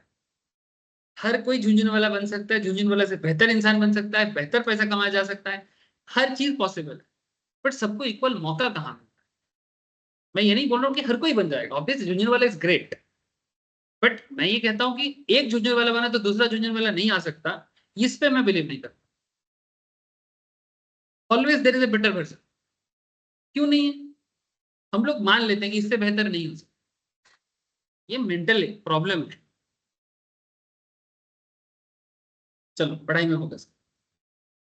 तो इतना सिंपल मतलब है डेविएशंस का, बाकी मैं ऑप्शंस के क्लास में डेविएशंस फिर से रिकॉल कराऊंगा, जिन लोगों का हो चुका है वो एंजॉय करें। Standard deviation is the statistical concept which measure a particular variable variance from its average. Finance में standard deviation of the stock price represent the volatility of a stock का volatility. For example, if standard deviation is 12%, it is as good as saying the stock is 12% volatile.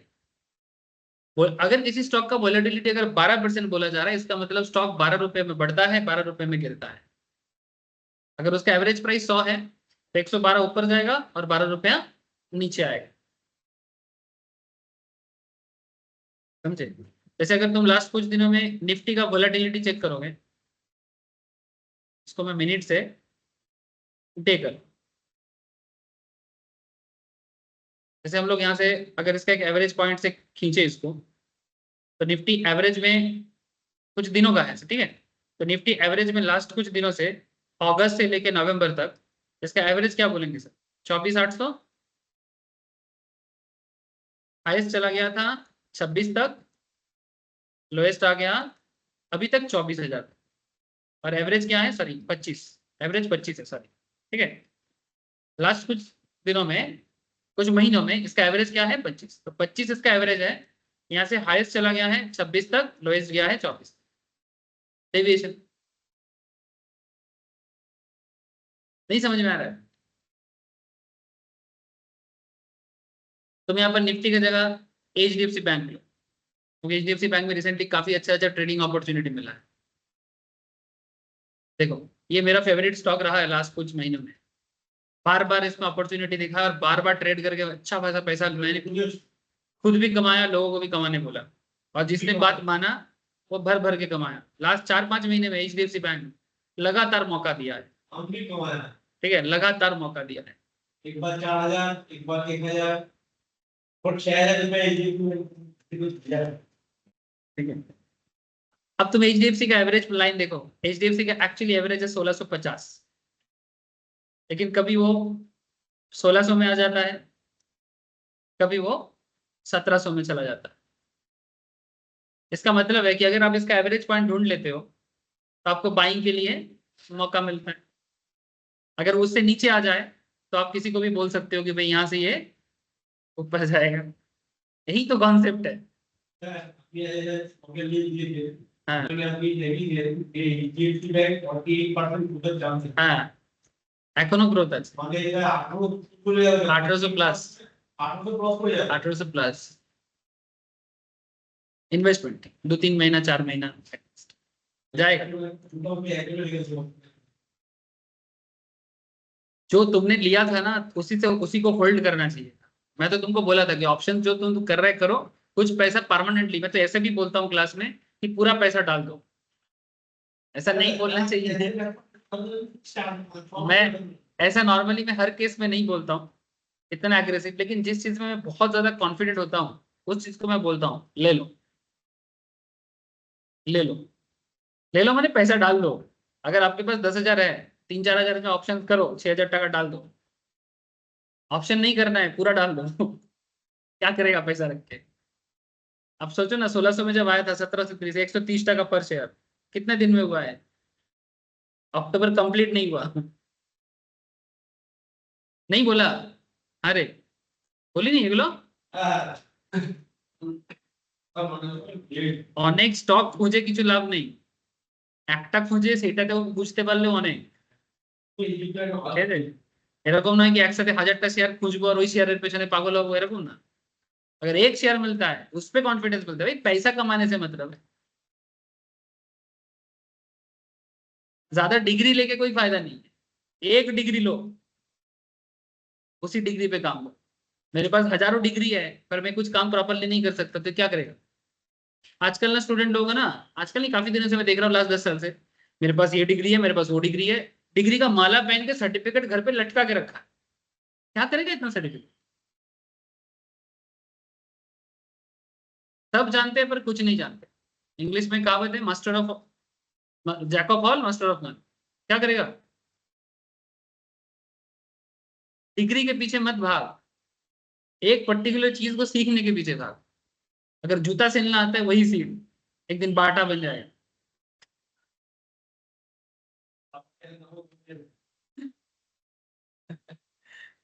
चल से सुनो सुनो, देखो deviation समझ में आ रहा है? अब एक्चुअली ये बॉलिंजर बैंड आपको डेविएशंस पे हेल्प करेगा। In BB the standard deviation is applied 20 SMA, क्योंकि यहाँ पर 20 दिन का सिंपल मूविंग एवरेज यूज किया जाता है। Upper band indicates +2 SD, using +2 SD and multiply by SD by 2 and add it to the average. Example के रूप में 20 डे का SMA 7800 है, ये आपको मेहनत करने का जरूरत नहीं है, दिखा देता है इंडिकेटर मैंने, आप अगर किसी के ऊपर लगाओगे दिखा देगा। SD इज 75, माने 7800 से 75% अप या 75% डाउन होता है। तो 7800 को 75% मैंने निकालो, देखो 0.96% आएगा। फिर इसको +2 SD करो, मैंने जो 75 होगा ना, इसको +2 SD करो, 75 × 2 करने से कितना होगा? 150 अप्रोक्स। तो 7800 का शेयर अगर +2 स्टैंडर्ड डेविएशन, अगर मैंने ये ज्यादा डेविएट होता है तो 7800 से 7950 तक जा सकता है। मैंने अगर डेविएशन 75 है, नॉर्मल डेविएशन 1 SD अगर 75 है तो 2 SD कितना होगा? इनटू कर दो। तो अगर नॉर्मली 0.96% डेविएट करता है, तो अगर ज्यादा डेविएट करेगा तो 150 तक डेविएट करेगा। -2 SD मैंने 150 पॉइंट में नीचे आएगा। तो 7800 अगर मेरा एवरेज था, यहां से अगर मेरा शेयर 7950 में जा सकता है या फिर 7650 के नीचे आ सकता है, तक नीचे आ सकता है। बीच का जो सिचुएशन है वो मेरा एवरेज। सपोर्ट रेजिस्टेंस को ढूंढने में भी हेल्प करता है। Now we now have the components of BB. अब हमें बीबी का कंपोनेंट्स मिल गए। बीबी के लिए हमें क्या चाहिए? किसी भी पर्टिकुलर शेयर का या निफ्टी का या इंडेक्स का 20 दिन का एस्टिमेट चाहिए। एक अपर बैंड चाहिए जो हमें +2 SD से मिला है। आप चाहो तो, अगर आप देखोगे कि मार्केट में वोलेटिलिटी कम है, तो आप +2 की जगह 1 SD को भी यूज कर सकते हो। बॉलिंजर बैंड 2 SD से एक्चुअली बनाया गया है। और लोअर बैंड कितना करना है? 7650। कहां से मिला? क्लियर है? कैलकुलेशन कहां से आया? क्लियर है? किसी दूसरे स्टॉक में भी किया जा सकता है आराम से, डेटा मिलने का जरूरत है। Statistically speaking the current market price should hover around the average price of 7800। देखा जा रहा है वास्तव में कि जो करंट प्राइस है वो 7800 के आसपास है। If the current market price is around 7950, it is considered expensive. अगर मार्केट प्राइस 7800 है तो वो करंट प्राइस और एवरेज प्राइस सेम, तो उसको हम लोग एक्सपेंसिव नहीं बोल सकते। लेकिन अगर करंट प्राइस 7950 है जो कि अपर बैंड में है, तो इसका मतलब वो एक्सपेंसिव है। और एक्सपेंसिव है माने करेक्शन होने का chances. Hence one should look at shorting opportunity। जब पर्टिकुलर कोई शेयर एक्सपेंसिव जोन में हो तो शॉर्टिंग अपॉर्चुनिटी ढूंढ लेना। We can expect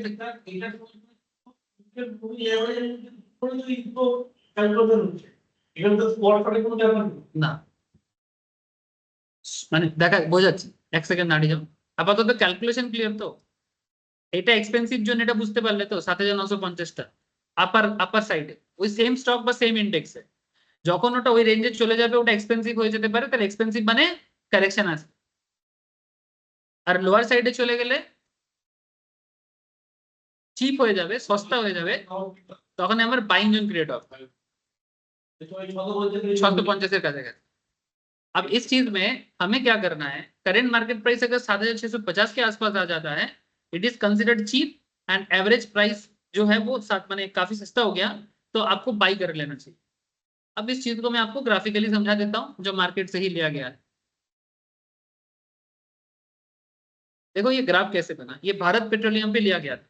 किसी स्टॉक में अगर ऐसा चीज आपको दिख जाए, देख लेना, मैं भी आपको ड्रॉ करके भी दिखाता हूँ, पहले इस चीज को समझ लो।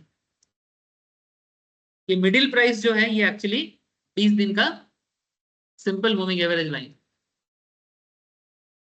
और ये जो अपर साइड का लाइन है ना, ये इसका +2 SD है कि मार्केट यहाँ जो +2 SD में अगर मार्केट है तो यहाँ से मार्केट करेक्शन करेगा।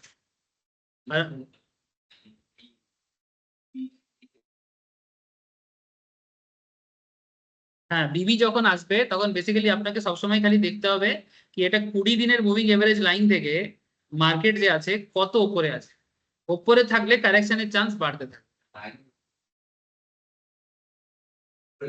উপরে যদি অনেকদিন ধরে সাস্টেন করে আর যদি ফার্দার কোনো ফান্ডামেন্টাল ট্রিগার না থাকে বাড়ার, তাহলেও কারেকশন আজ না হয় কাল ঠিক হবে। দেখুন উপরে থাকলে উপরে যেতেই পারে, কিন্তু চান্সেস তো বাড়তে থাকবে না। যখন কোনো একটা শেয়ার বা কোনো একটা ইন্ডেক্স অনেকদিন ধরে এক্সপেন্সিভ জোনে চলে, তখন সে আজ না হয় কাল ওপর থেকে তাকে নিচে আসতেই হবে, আসতেই হবে, কারেকশন হবেই।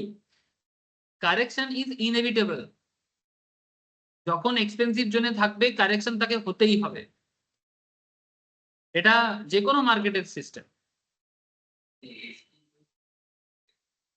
হ্যাঁ, এখানে এসএমএটা এরা 20 দিনের রাখছে, তার মানে হচ্ছে দেখুন এখানে আপনি খেয়াল করে দেখুন ভারত পেট্রোলিয়াম এখানে এইখান থেকে যদি খেয়াল করে দেখেন এটা +2 SD, ঠিক আছে।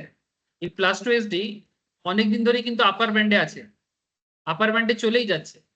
এইখানটাতে দেখুন বেশ ওপরে চলে গেছে, কিন্তু এখানটাতে একটা কারেকশন নিয়েছে, দেখতে পেয়েছেন, আবার কারেকশন নিয়েছে। কারেকশন কত নিচ্ছে? এভারেজ লাইন পর্যন্ত আসছে, কখনো কখনো লোয়ার ব্যান্ডের কাছাকাছিও আসছে। তার মানে এই জোনগুলোতে আপনি কি করবেন? শর্ট শর্ট শর্ট শর্ট মানে শর্টিং মানে সেল করা ফিউচারের ক্ষেত্রে বা इंट्राडे ক্ষেত্রে। আর যদি আপনি अगर आप क्या बोलते हैं उसको ऑप्शंस में हो तो या तो पुट बाय करो या फिर कॉल को सेल करो। शॉर्टिंग जो है वो नॉर्मल मार्केट में फ्यूचर सेल करने को बोलते हैं या फिर पर्टिकुलर शेयर को सेल करने को शॉर्टिंग बोलते हैं इंट्राडे मार्केट में, या फिर फ्यूचर मार्केट में ओनली सेल को शॉर्टिंग बोलते हैं। लेकिन अगर आप ऑप्शन मार्केट में हो तो आपके पास सेलिंग अपॉर्चुनिटी जब बनता है तो उसमें या तो आप पुट बाय करो या फिर आप कॉल सेल करो, मतलब एक ही होता है, depending on your money and capital. आप देखो जो आपके लिए सही रहेगा। शॉर्टिंग माने सेल करना, माने मार्केट के बेयरिशनेस पे कमाना, तब लोग शॉर्ट करते हैं। अब शॉर्ट का कुछ और इम्प्रोवाइजेशंस है, या तो बायर का लॉस है, सेलर का लाभ है, या फिर अगर आप मार्केट का बेयरिशनेस को देख रहे हो तो पुट बाय कर सकते हैं। मैंने ऑप्शंस के केस कि मार्केट गिरेगा तो मैं पुट बाय करूं, इस तरह से बॉलिंजर बैंड आपको बेसिकली हेल्प करता है। सिमिलरली अगर मार्केट और मैंने लोअर बैंड के आसपास आ जाए तो आपको बाइंग जोन भी देता है, ये देखो। अच्छा इधर देखो बहुत सारा सेलिंग जोन है, देख रहे हो, यहाँ पर यहाँ पर यहाँ पर यहाँ पर यहाँ पर। अब इस चीज को अगर आप निफ्टी में लगाते हैं, देखते हैं बॉलिंजर बैंड निफ्टी में काम करता है कि नहीं करता। कहाँ गया भाई?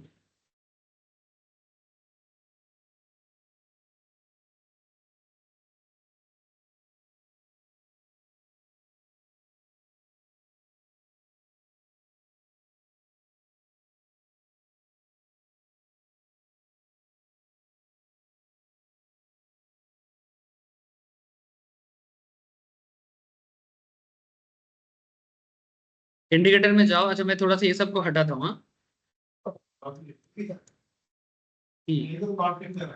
किसे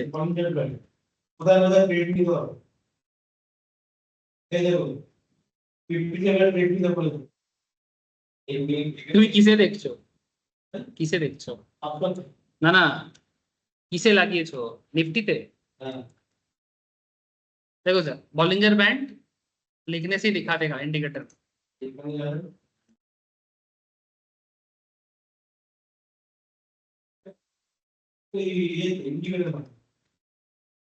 देखो सर ये डे में लगा हुआ है, अगर मैं इसको आवर में कन्वर्ट करूं,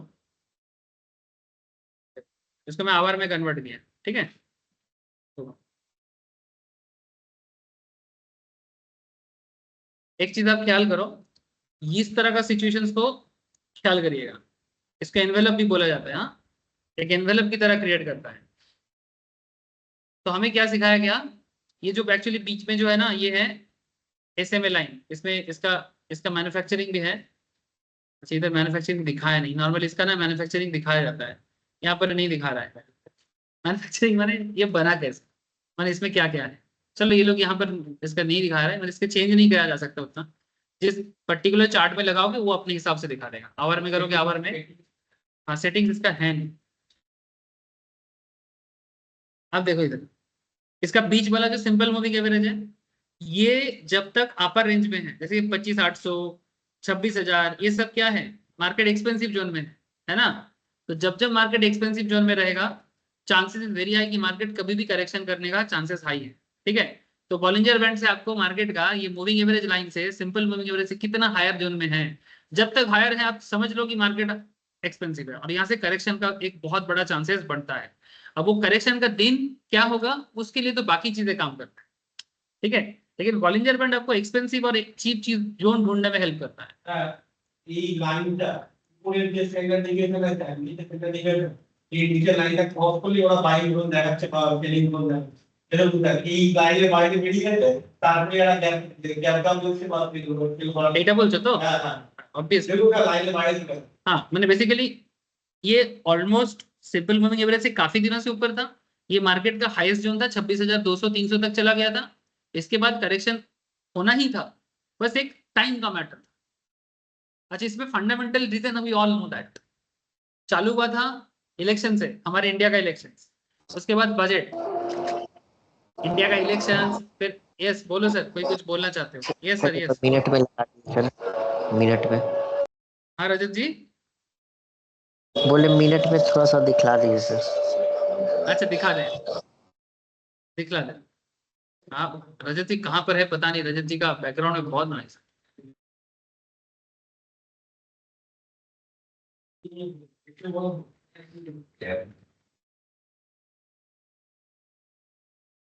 मिनट चैट में प्रॉपरली बन ही नहीं रहा है, क्या हो गया इसे?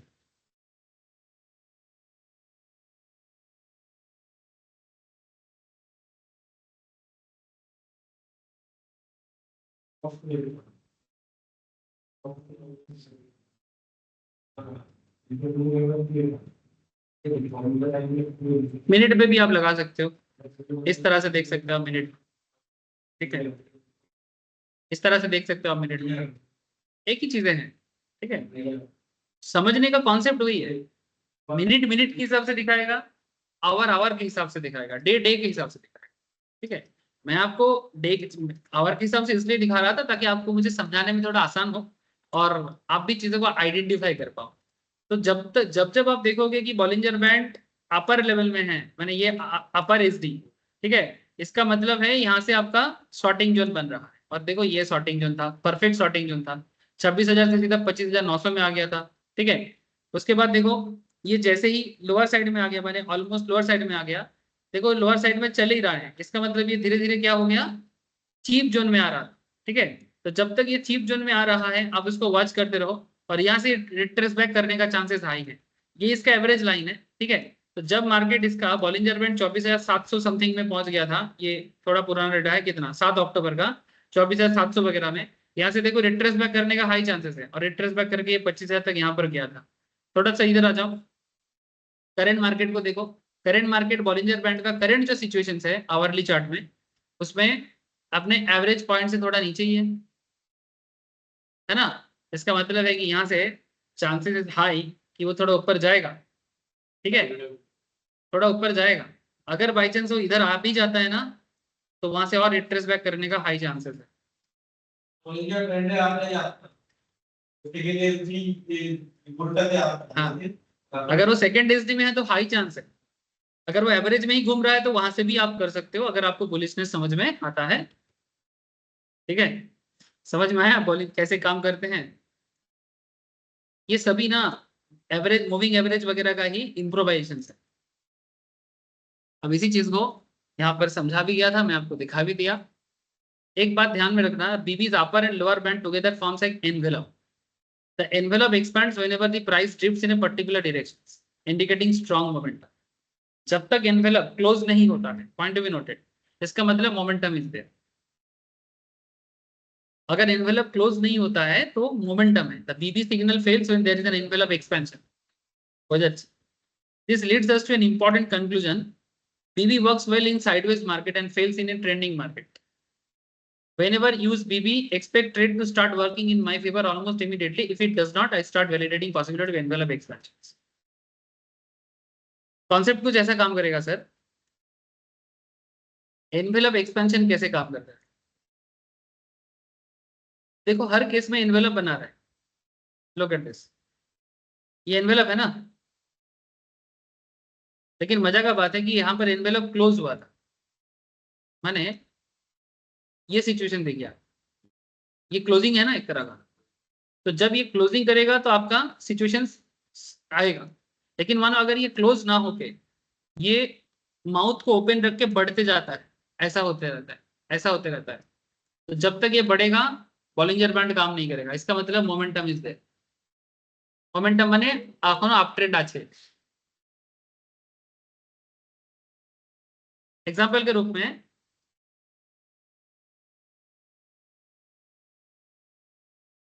ये देखो, जब जब तुम देखोगे कि ये देखो देरी कर रहा है ना, इसका मतलब अभी भी अप ट्रेंड है। देखो जब तक ये साइडवेज चला है अप ट्रेंड में ही रहा है, गिरा नहीं ना, तो जब तक अप ट्रेंड रहेगा तब तक इसका माउथ ओपन रहेगा।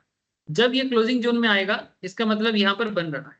अगर मैं करंट जोन में दिखाऊं आपको, अभी का जो सिचुएशन है, ये थोड़ा लोअर ट्रेंड में है लेकिन अभी भी इसका लोअर जोन बना हुआ है, माने अभी भी वो लोअर साइड में जा रहा है और अभी भी इसका लोअर मोमेंटम इज देयर। अभी भी ऐसा नहीं हुआ कि वो ऐसा कुछ होगा। अगर होता है, अगर ये ऐसा होता है तो यहां से मार्केट ऊपर जाएगा। तो जब तक माउथ ओपन रहता है तब तक मोमेंटम चेंज नहीं होता। माउथ जिधर ओपन रहेगा तब तक उस साइड में रहेगा। अपर जोन में रहेगा तो अपर जोन में, लोअर जोन में रहेगा तो लोअर जोन। जैसे ही वो चेंज होगा उसके बाद ही मोमेंटम चेंज होने का चांसेस। মাউথ মানে খামটাকে বন্ধ করতে হবে। এই যে খামটা তৈরি হচ্ছে, এইগুলো দেখুন প্রত্যেকটা কেসে যেখানে যেখানে খামটা একটু ক্লোজিং দিকে গেছে তখন তখন একটা বাইং অপরচুনিটি ক্রিয়েট হয়েছে। দেখুন এখানে হয়েছে তো এখানে একটা বাই অপরচুনিটি দিয়েছে, ঠিক আছে। আবার এই দেখুন এইখানটাতে একটু হালকা, এগুলোতে আসেনি, এগুলোতে সব দেখো পুরো মাউথ ওপেনই হয়েছে, মানে এক্সপ্যান্ডই করে গেছে, ঠিক আছে। যখন যখন এখানটা একটা সিচুয়েশন আসবে যখন এই সিচুয়েশনটা পুরো চেঞ্জ হয়ে যাবে, মানে লোয়ার সাইডটা চেঞ্জ হয়ে গিয়ে তখন নিচ থেকে উপরে, মানে এটা এরকম হয়ে গিয়ে এরকম হয়ে যাবে, এটাও এরকম হয়ে যাবে, আর জায়গাটা হ্যাঁ এরকম ক্লোজ হয়ে যাবে। তার মানে জানবেন এনভেলপ ক্লোজ হচ্ছে। এনভেলপ এক্সপেনশনে মোমেন্টাম চলতে থাকে তখন কিন্তু এটা কাজ করবে না। যদি এনভেলপ এক্সপ্যান্ড করতে থাকে তাহলে বলিঞ্জার ব্যান্ডে আপনি কিছু করতে পারবেন, কারণটা তো মোমেন্টামে আছে। আপনি তো হয় এক্সপেন্সিভ জোন খুঁজছেন বা এক্সপেন্সিভ জোনে কি করি আমরা শর্টিং করি, তার মানে মার্কেট পড়বে। আর যদি চিপ হয় মানে সস্তা হয় তাহলে আমি কিনবো, তার জন্য তো মোমেন্টামটা চেঞ্জ হতে হবে। যদি মার্কেট খোলাই থাকে বাড়ছে তো বাড়ছে, কমছে তো কমছে, তাহলে এনভেলপের কোনো কাজ মানে বলিঞ্জার ব্যান্ডের কোনো প্রপার এক্সিকিউশন নেই। এই জন্য বলে সাইডওয়েজ মার্কেট এটা ভালো কাজ করে, মোমেন্টাম মার্কেট এটা ভালো কাজ করে। এটা বুঝতে পারলেন? এবারে আরো ভালো করে যত আপনি দেখবেন, ওয়াচফুল করবেন, আপনি প্রত্যেকটা জায়গাতে অপরচুনিটি গুলো আইডেন্টিফাই করতে। এটা ছিল মোটামুটি একটা প্রপার সেন্স। এখনো কিছু ইন্ডিকেটরস আছে যেগুলো আমি নেক্সট ক্লাসে ডিসকাশন করব, দিয়ে আমি আস্তে আস্তে সবাইকে চেকলিস্ট বোঝাবো। কি চেকলিস্ট? कि একসাথে কতগুলো জিনিস দেখতে হয় ट्रेड নেওয়ার জন্য, ঠিক আছে। तो इसके बीच में बस जिन लोगों का कैंडल नहीं हुआ है और दो चार अगर इंडिकेटर्स अगर मिस है तो प्लीज कर लो, ठीक है। थोड़ा थोड़ा बैकअप लेके करते रहो ताकि क्लास को समझने में थोड़ा और हेल्प हो रहे, ठीक है। ऐसे सबको समझ में आ रहा है पर और हेल्पफुल हो जाए, ठीक है सर। Thank you. फिर आज इतना ही है, बाकी कल मिलते हैं।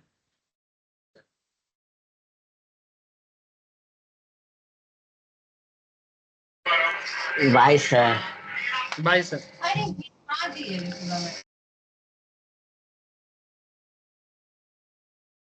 ठीक है sir, bye. Bye sir. Bye sir. নয় স্যার। Bye sir.